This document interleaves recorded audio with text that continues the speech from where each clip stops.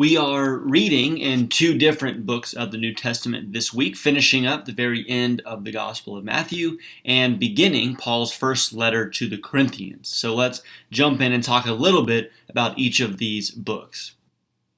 Okay, it's impossible to say enough about the death and resurrection of Jesus, from his last meeting with the disciples, the betrayal of Judas having remorse and tragically committing suicide, Peter's denial, the disciples fleeing, his arrest, the trial, the shameful way that Jesus is treated, being put on the cross and killed. All of that is according to God's plan as revealed in the scriptures. And so, while it seems dark and confusing and frightening to the disciples, Jesus courageously, faithfully, and humbly goes to the cross and accomplishes what it is that God had foretold and planned, and Matthew seems to highlight the completion of God's plan as told ahead of time in Scripture. Then we'll highlight what Jesus says to his disciples at the very end, what we call the Great Commission. That all of this, the story of Jesus establishing himself, establishing his kingdom, dying and raising from the dead, all of this leads up to then this final command to say, go. Of course, the going is based on what is said before. All authority has been given to me. Jesus is king. He has been declared to be the king, the Messiah, and so he commands those that are faithful to him, go. That is the charge of disciples, is to make disciples who will make disciples by baptizing them and then teaching them to do all that Jesus commanded. And his presence continues with his people as they go out and accomplish this great mission.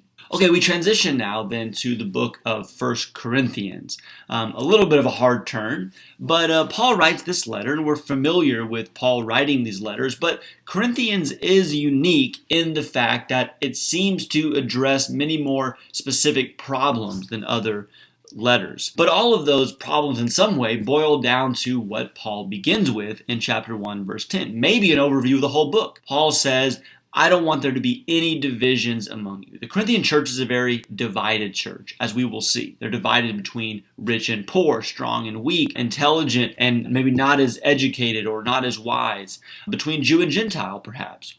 And all these things are tearing apart the church, and people are taking advantage of these divisions in various ways to try to gain power or influence. And Paul begins by saying, you cannot be divided. Christ is not divided. You cannot be divided. But we read in chapters 1 and 2, we'll see more of this going forward, that really the division is a symptom of a deeper problem. And that deeper problem is a problem of the heart and of the mind, of valuing what the world values, caring about and being motivated by worldly prestige or wisdom of the world or popularity or wealth, as the world sees all of those things as being important.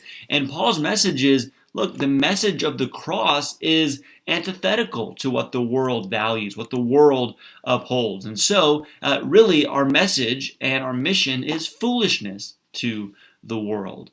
And so, you have to kind of turn your thinking around, to humble yourself, to see yourself as foolish, following what is seen to be a foolish message, because we do not rely, Paul says in chapter 2, on the wisdom of men, but on the power of God. That's what the cross is. It's the power of God. It's not something that is just going to persuade and convince the world based on their values and their way of looking at things. It is the power of God. And it is wisdom, by the way, Paul goes on to say in the rest of chapter 2. It is the wisdom that is so far beyond what us as humans, according to our worldly way of thinking, can comprehend. But it is the wisdom of the Spirit of God, the mind of God himself, revealed through the Spirit to people like Paul who are communicating this to us.